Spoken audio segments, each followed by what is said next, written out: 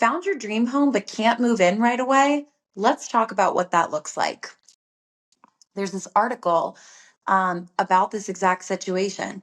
My husband and I are in the process of looking for a home with acreage to purchase. We found what appears to be our dream house in the location we want to move. The house has been on the market for 22 days. The issue is we can't move until June.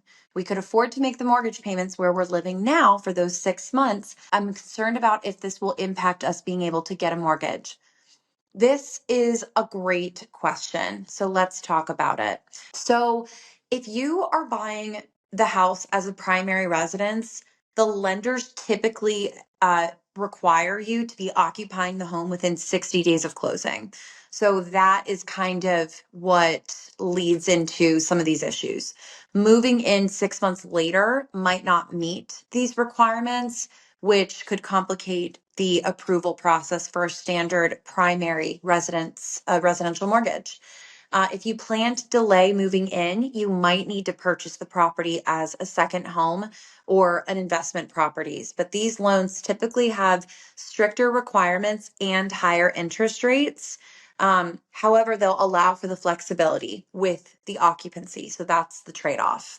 Since you'll be making the mortgage payments on two different properties, lenders are going to evaluate what they call your debt to income ratio to ensure that you can comfortably afford both of these payments. So you should be prepared to provide documentation showing your ability to handle these costs.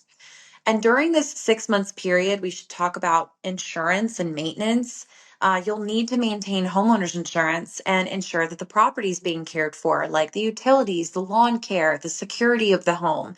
If the house is left vacant for an extended period of time, some insurance policies might have some specific restrictions or even higher premiums. There's also a market risk. While the house has been on the market for 22 days, there is no guarantee that it's going to remain available if you wait.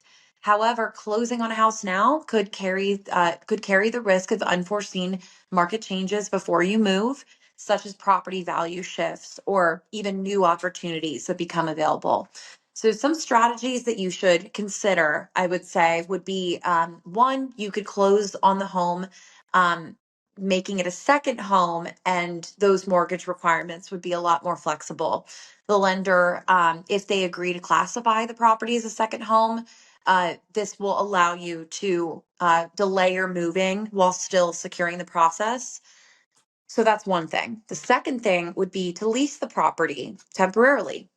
If your lender and local regulations allow for it, you might consider leasing the property for a short period of time to offset those costs. You could also negotiate a longer closing date. Some sellers may be open to extending your closing date, allowing you to align the purchase more closely with your move in timeline. And lastly, if financing is a concern, you could explore a bridge loan to cover the gap between purchasing the new property and selling or moving from your current one. I'd love to hear your thoughts in the comments. These are just some of the things that I would suggest in this situation, but what do you guys think? Let me know in the comments below.